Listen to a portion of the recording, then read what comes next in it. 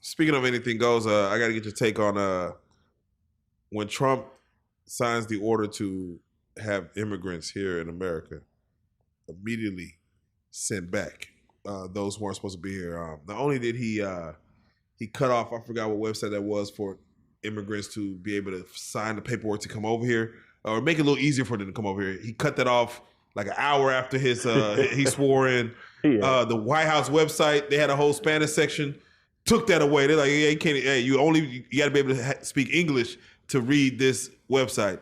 And then of course, some people were even beforehand getting out of here because they knew what the deportation was coming. Fleeing. Yeah. What do you feel about that? As far as a lot, there was a pastor, a bishop that spoke at Trump's inauguration, where was basically saying, Trump, please have mercy on the immigrants here because we are taxpaying citizens. They are doing this. They're not all criminals. And he just kind of like that was a horrible service. What are your thoughts on his steadfastness on like, no, we are stopping illegal immigrants crossing this border. We're sending those that are over here back. So, any man who's been in a leadership role, it's your job to make tough decisions for the well-being and the greater good of the people who are trusting you. For an African-American man to get up there and say that is crazy, because when these people come here, they're coming to our communities where there's already a limited amount of resources. And now we have to compete with people who are willing to do the jobs we already don't really want to do for a much cheaper price. So it make it easy for them to take over our neighborhoods. It make it easy for them. Now they got stores with the Indians and everybody else now. And then now they'll be looking at us like we crazy and we the ones that's from here. That ain't crazy to you? That's crazy as shit.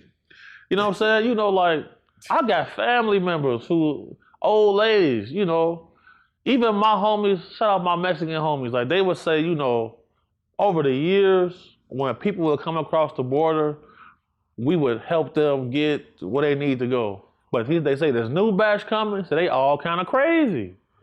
They say, man, we didn't want to deal with them. But we ain't never seen people getting set on fire on the train, bro. And dude who did that had a previous murder conviction in the country he came from.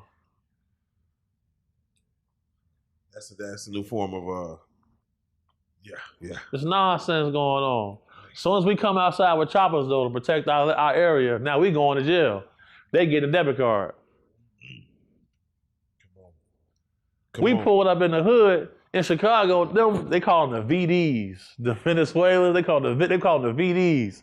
The Venezuelan disciples, that's what the guys call them. They got chains and everything. Icy, they in old schools. They killers. Killers. All of them. I'm like, damn. And it was leading to a lot of tension. They'll do something.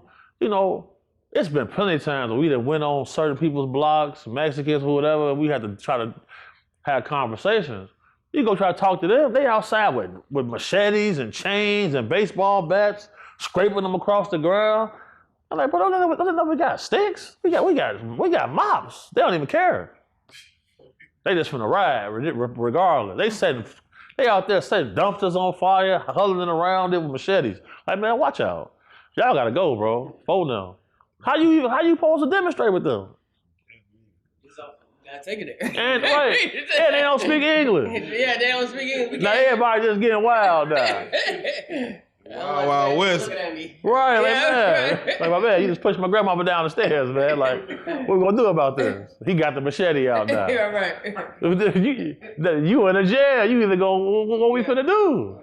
So what do you feel about presidential power as far as making pardons? You see Trump pardon a bunch of people, but also Biden got his son off. But he pardoned his whole family. His whole family. Fauci. Yeah, in Fauci. So basically, everything that they did was a lie. They rushed the vaccine, people dying from blood clots from the vaccine. Everything Fauci was saying was a lie. In every movie we ever see, the epicenter of anything is New York. The epicenter for COVID was New York. They hiding things in plain sight. That's why I say human skepticism has become a virus. Because if we don't trust the words of our peers, where do we go? In hunter and gatherer days, there was no such thing as being ADHD. If you wasn't hyperactive, something chased you down and ate you, man. Facts. So you mean to tell me they was on what's that? They was on the Ritalin back then? No, you just on point. Everybody can't sit in the class all day. Go teach him how to be a plumber. Teach him how to. He can't sit up in here. He gonna get a little too wild. If his daddy can't, his daddy got to be at work.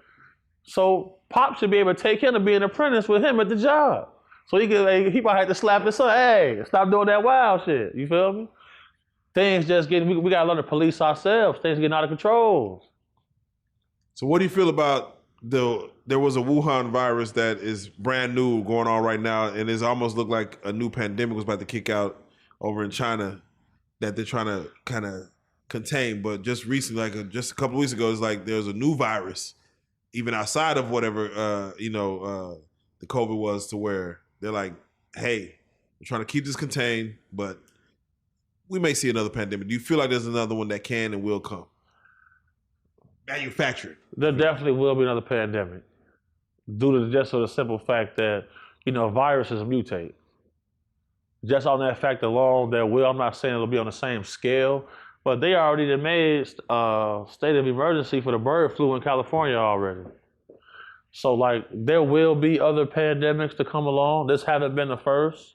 That's why we have vaccines for anthrax, and that's why you don't see chicken pox no more. You don't see people with chicken pox no more, simply because that was a pandemic before. And they had proper time to roll out vaccines with real trials. They rushed the vaccine. That's why when you see Trump call it the Chinese virus, it's just infiltrated. He know that's where it came from. Those debriefs he getting, with that classification he got, because I got homies with Homeland Security. They got classifications. I hear certain things. I ain't gonna say too much right there, but Yeah, we'll see right there. Obama, when he came out for the inauguration of Trump, he was booed. Well, what do you feel that says to just that room of people booing America's first black president?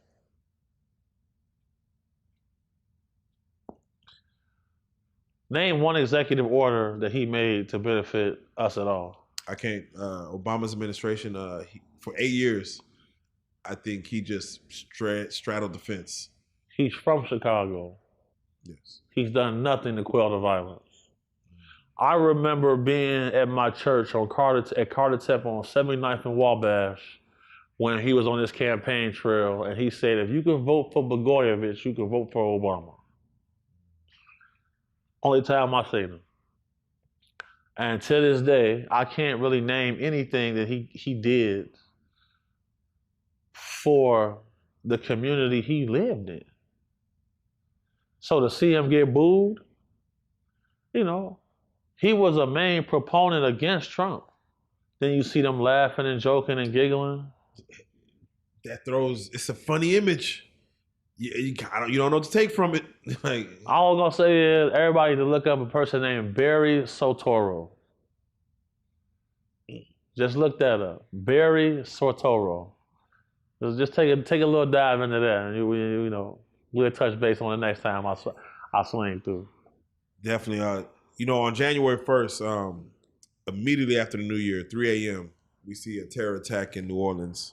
Later on that morning, we see a Cybertruck blow up in Vegas in front of Trump Tower. And it kind of set a precedent for what 2025 was in store for. Give me your take, just based on even you, just again, your world of security. What do you see when you see either lack of security with these situations or cracks in the system? Or what is your take from when you see two terrorist technically attacks happen within just hours coming into 2025? Now, when it comes to both of those attacks, one in New Orleans and one in Vegas, to me, those are precursor attacks. But something that's way more vital and important is this. Both of those guys were ex-military in this country. One of them was special forces. It's never a good sign when you see tier 1 operators martyring themselves for a cause. The documentation that he released before he died, groundbreaking. People swept it under the rug. For me to get my initial message out, I had to throw certain celebrities under the bus to get my message out, and it worked. For him to get his message out, he pulled off some, it's clear that these guys is working together. They weren't sole operators, and there's definitely going to be more to come.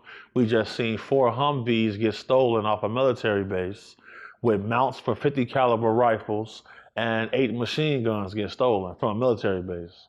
We just seen in Arizona 50,000 rounds of 50 caliber ammunition get seized from illegal immigrant asylum seekers. If you connect those 2 dots, those are the precursors for a large-scale multi-city attack. If you see a special forces guy doing something like that, you really gotta. It gives me chills because, well, bro, these the baddest dudes on the planet. These them guys, like at Navy SEALs training and Buds, they operate in a group. Delta Special Forces, they're training, they're out on alone doing solo missions. So if you got 600 of these guys that's pissed off, the damage that can be done can be exponential. No, without question. For the fact that you said it's a precursor of what's to come, it does bring worry to go into public places. Absolutely. Public gatherings, Mardi Gras, Super Bowls. I mean, it does bring concern. My little nieces and cousins and them pissed off at me right now. I won't get them no tickets to no shows and stuff like that. I can't. I know what's coming. And I'm not going to have it on my conscience.